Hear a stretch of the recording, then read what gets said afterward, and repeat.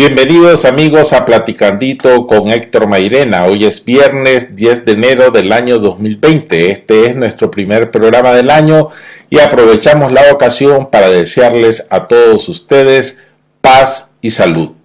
El día de hoy estaremos conversando con el doctor Edmundo Jarquín.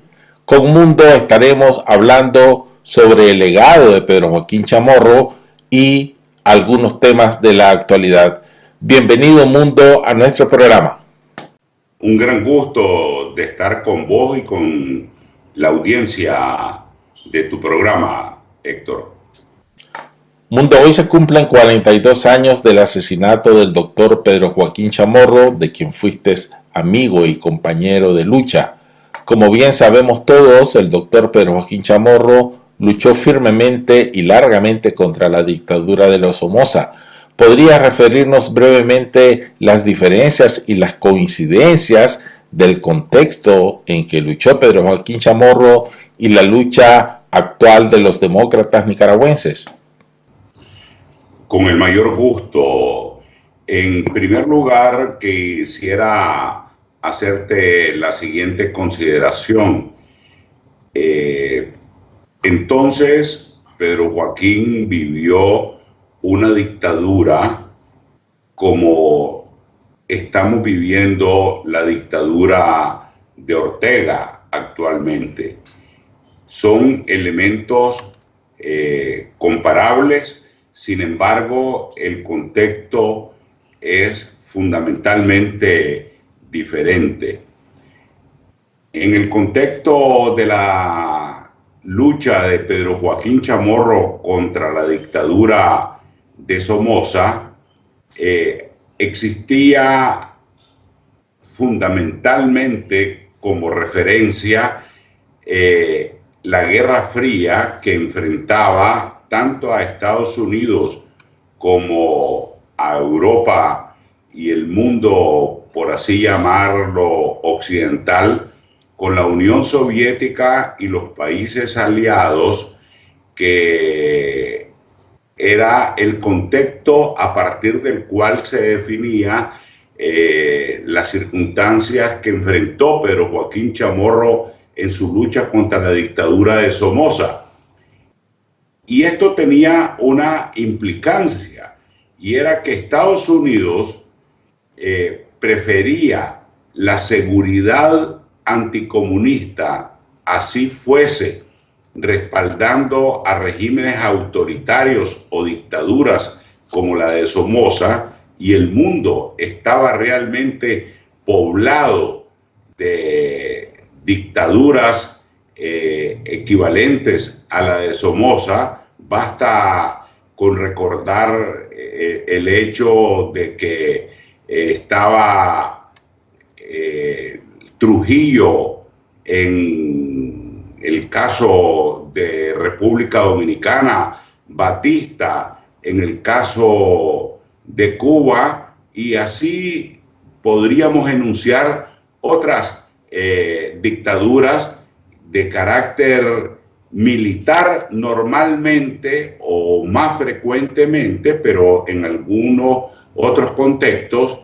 dictaduras encabezados por civiles, pero bajo férula, bajo bota militar. Es decir, ese era el contexto que enfrentaba Pedro Joaquín Chamorro en su lucha y la lucha de otros nicaragüenses contra la dictadura de Somoza, que los Estados Unidos preferían la seguridad anticomunista que representaban esos regímenes autoritarios o dictatoriales. En términos de la lucha actual contra la dictadura de Ortega, los Estados Unidos, América Latina en su conjunto y Europa Occidental han sometido a Ortega a un enorme aislamiento internacional. Esto hace que el contexto internacional que enfrentamos actualmente en la lucha contra la dictadura de Ortega sea fundamentalmente diferente al que enfrentó Pedro Joaquín Chamorro. En el contexto de Pedro Joaquín Chamorro, incluso él conspiró y respaldó y participó y lideró algunas luchas armadas en contra de la dictadura de Somoza. Actualmente hay un contexto fundamentalmente diferente, que es el que es caracterizado y se impone fundamentalmente porque ese contexto internacional difícilmente respaldaría otra opción que no sea la lucha pacífica. Se impone, por tanto, la lucha pacífica, la búsqueda de una solución cívica y pacífica en la lucha contra la dictadura de Ortega. Y en ese contexto que señalabas, Mundo, Pedro Joaquín Chamorro siempre trabajó y convocó a la unidad de todas las fuerzas democráticas en Nicaragua, gente conservadora, partidos socialistas, demócratas cristianos, liberales, en fin. Y a propósito de esto, Mundo, quiero preguntarte, ¿cuál es tu consideración sobre el estado actual de la unidad de las fuerzas democráticas en Nicaragua? ¿Cuáles son, en tu opinión, los principales logros, los principales desafíos? Hasta antes de la crisis que se gestó en abril del año 2018, es decir, hace menos de 2 años, había una enorme complacencia, tanto internacional como nacional, con el régimen de Ortega. Lo que ocurre es que silenciosamente Ortega acumulaba agravios en contra de diferentes sectores y en determinado momento esos agravios se sincronizaron y explotó la crisis. En ese contexto de precedente a la crisis de abril del año 2018, y como un corolario de la complacencia que había tanto internacional como nacional con el régimen de Ortega, los que estábamos luchando en contra de la dictadura de Ortega éramos muy pocos. Realmente se contaban con los dedos de la mano, o apenas superábamos los decenas o las decenas de ciudadanos que estábamos directamente enfrentados a la dictadura de Ortega. Y en ese contexto también había una enorme dispersión de organizaciones políticas partidarias, porque parte de la dictadura de Ortega había sido interrumpir y suprimir y desvirtuar y pervertir totalmente los procesos electorales democráticos, concretamente el tema de las elecciones. Un elemento, y es que las pocas personas y organizaciones que luchábamos contra la dictadura de Ortega habíamos constituido el Frente Amplio por la Democracia, con retazos, de hecho, del Partido Liberal, los sectores liberales que se oponían fervientemente a la dictadura de Ortega, el Movimiento Renovador Sandinista, MRS, y otras pocas organizaciones políticas que habíamos levantado la lucha, pues, contra la dictadura desde el año 2016, cuando Ortega excluyó totalmente, de manera absoluta, a toda la verdadera oposición de participar en el proceso electoral de noviembre del año 2016. Esa era, pues, las circunstancias en que nació la Alianza Cívica por la Justicia y la Democracia y posteriormente la Unidad Nacional Azul y Blanca. Lo más sorprendente en el contexto de la crisis y las consecuencias de la crisis y la lucha contra la dictadura de Ortega es que algo que nació improvisadamente, como es la Alianza Cívica por la Justicia y la Democracia y la Unidad Nacional Azul y Blanco en octubre del año 2018, hayan sobrevivido hasta el momento, no solamente que hayan sobrevivido, sino que se han fortalecido en el imaginario popular, pero además de fortalecerse en el imaginario popular, se han fortalecido internamente y cada vez más convergen tanto la Unidad Nacional Azul y Blanco, la UNAP, como la Alianza Cívica por la Justicia y la Democracia. Eso es singular y es expresión de la lucha cívica y pacífica que tenemos fortalecida en contra de la dictadura de Ortega. ¿Y los principales desafíos para avanzar más en la unidad de las fuerzas democráticas, cuáles son? El principal desafío, independientemente del mal momento que se ha vivido, más por problemas de comunicación a partir de anteayer, ayer y que hoy van a quedar absolutamente esclarecidos en términos de la convergencia entre la Alianza Cívica y la UNAP. Los principales desafíos son precisamente lograr una convergencia entre las presiones internacionales, las presiones de la comunidad internacional y la lucha cívica para tener certeza y seguridad de que las elecciones, que ojalá se den anticipadamente a noviembre del año 2021, se realicen efectivamente en términos creíblemente democráticos.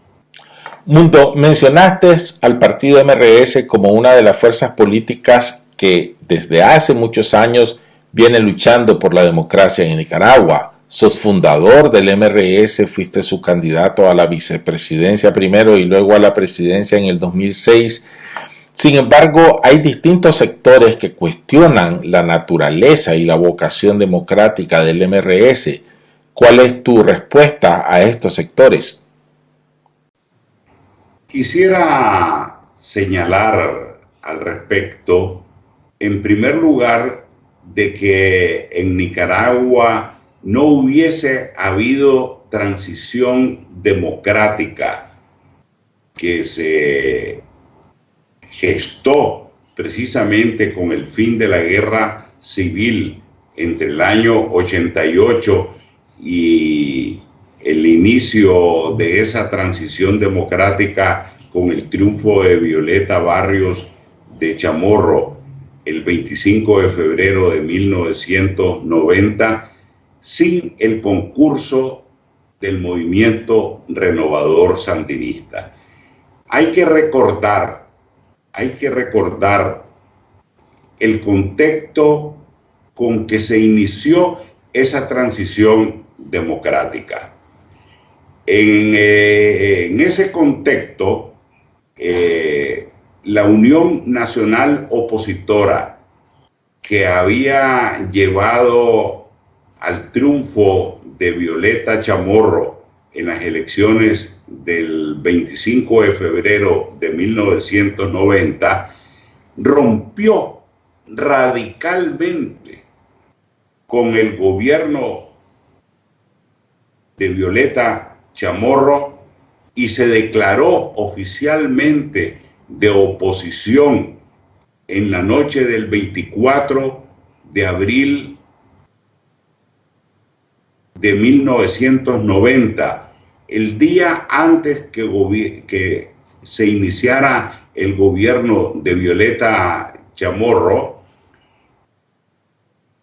por diferentes razones, entre ellas la polarización antisandinista que estaba la Unión Nacional Opositora o UNO, que había respaldado al gobierno de Violeta Chamorro.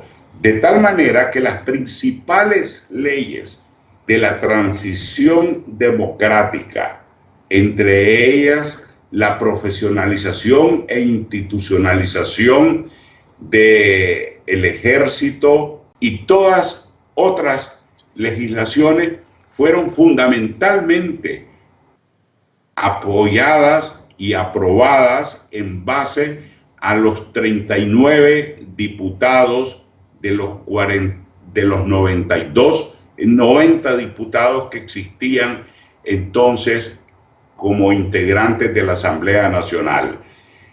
Sin el concurso de 36 de 39 diputados que después dimos origen al movimiento renovador sandinista, el MRS, en 1995, sin el concurso de esos 36 de 39 diputados, hubiese sido absolutamente imposible la transición y consolidación democrática que precisamente Ortega interrumpió, revirtió y ha pervertido de manera total.